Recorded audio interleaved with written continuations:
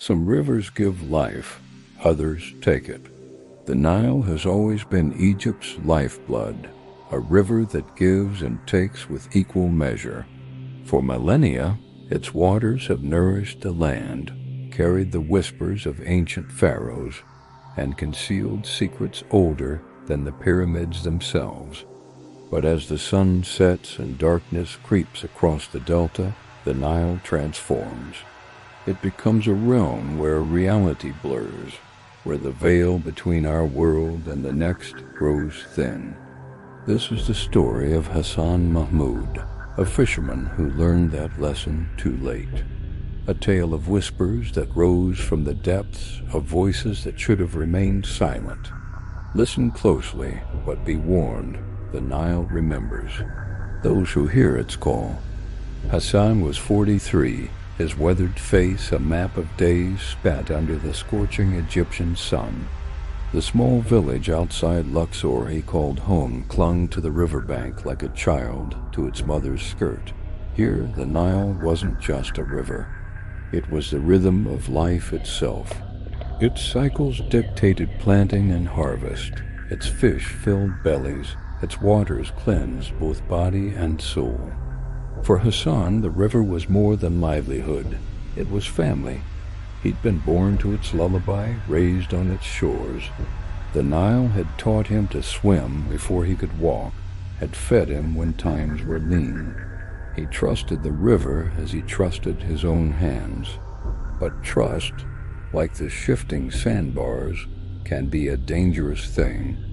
As a boy, Hassan had listened to his grandmother's stories.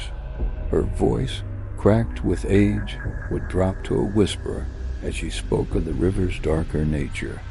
"Never fish after midnight, Hassan," she'd warn, gnarled finger wagging. "That's when the river wakes. That's when it calls." He'd laugh then, young and foolish. But some warnings lodged themselves deep in the mind, waiting. It was a night in late August when everything changed. The air hung heavy, thick with heat and the promise of something else. A bloated moon, red as fresh spilled blood, hung low on the horizon. Hassan pushed his small boat from the shore, the familiar wooden hull creaking a protest. Behind him, the village slumbered, only a few guttering lamps still burning. For hours he cast his nets into the inky water. The Nile was unnaturally still, as if holding its breath. No fish stirred beneath the surface. Hassan wiped sweat from his brow, unease prickling along his spine. He was about to call it a night when it came, a voice, soft as a lover's sigh, carried on the faintest ripple. "Hassan." He froze, the oar suspended mid-stroke. That voice, he knew it. Impossible as it was, he knew it. His mother's voice, gentle and warm. But she had been dead for 10 years, swallowed by the very river he now floated upon. Hassan shook his head violently, muttering a prayer under his breath. "It's just the wind," he told himself. "Just tricks of an tired mind." But then it came again, clearer this time. "Hassan, come closer." Against his will, he found himself leaning over the side of the boat. The water below was black glass, perfectly still save for the crimson moon's reflection. And beneath that reflection, Hassan's breath caught in his throat. Faces, familiar faces, stared up at him from beneath the surface. His father's weathered features, his uncle's gap-toothed grin, and there a sight that made his heart clench, the round face of his little brother, forever frozen at age 6, when the Nile had claimed him decades ago. Their lips moved in perfect unison, each one calling his name. The sound was a lullaby, sweet and heavy, pulling him forward like an invisible current. Hassan's body tilted further. His fingertips brushed the water's surface. The cold burned like fire, and then he felt it. A hand, small, with fingers unnaturally sharp, closed around his wrist from below. Hassan yanked back with a strangled cry, nearly capsizing the boat in his panic. The river went deathly still. The faces vanished as if they had never been. But the voices never stopped. When dawn broke, Hassan stumbled from his boat, ashen-faced and trembling. He told himself it had been a dream, a hallucination brought on by the heat and solitude. But the bruises on his wrist, 5 perfect crescents where those impossible fingers had gripped, told a different story. That night, every instinct screamed at Hassan to stay on land. But fishing was his life, his family's sustenance. Hunger is a powerful motivator, often drowning out the whispers of fear. So once again, he pushed his boat into the waiting embrace of the Nile. This time, the voices didn't wait. They started as soon as his oar touched water. No longer whispers, but desperate pleas. Hassan, don't leave us again. Stay with us in the river. We are waiting. He clapped his hands over his ears, but the sound burrowed through flesh and bone, echoing inside his skull. When he finally forced himself to look down, the faces were there again. But now they were not just watching. They were smiling, wide, unnatural grins that split their faces, mouths full of river water, eyes wide and hungry. Hassan's stomach lurched. These weren't the loved ones he remembered. These were something else.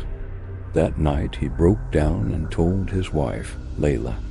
Her face drained of color as he spoke, her fingers clutching at the protective amulet she wore. Zar, she whispered, giving name to the horror. Spirits, jinn, the countless souls the Nile had claimed over millennia, waiting for the unwary, the foolish, the desperate. Layla begged him not to return to the river, but Hassan was stubborn, pride and need warring with his growing terror. The river provided. The whispers were tricks, he told himself. He had to believe that. The third night was different. The voices didn't plead. They laughed. Cruel, mocking sounds that made his skin crawl, and then they began to speak of things they shouldn't know, couldn't know. Layla's darkest secret, one she had never breathed to a living soul. Things about his children, both the good and the unspeakable. The voice of his long-dead father recounted arguments from Hassan's youth, word for word. And Hassan knew then, with a certainty that chilled him to his core, the Nile didn't just call to him. It knew him. It had always known him. At 3 a.m., when the night was at its darkest, Hassan stopped rowing. The water around his small craft began to bubble and churn as if something massive was rising from the depths. Pale, corpse-white arms broke the surface by the dozens, reaching up towards him with grasping fingers. And then a head emerged. A face that was his own, yet twisted into something inhuman. It smiled at him with jagged teeth, river weeds tangled in its hair. The whispers became a deafening chorus, echoing from the black depths. Hassan, it's time. Come home, he screamed then, a primal sound of terror. His oar became a weapon as he swung wildly at the grasping hands, at his own nightmare reflection. But the boat rocked violently, nearly flipping.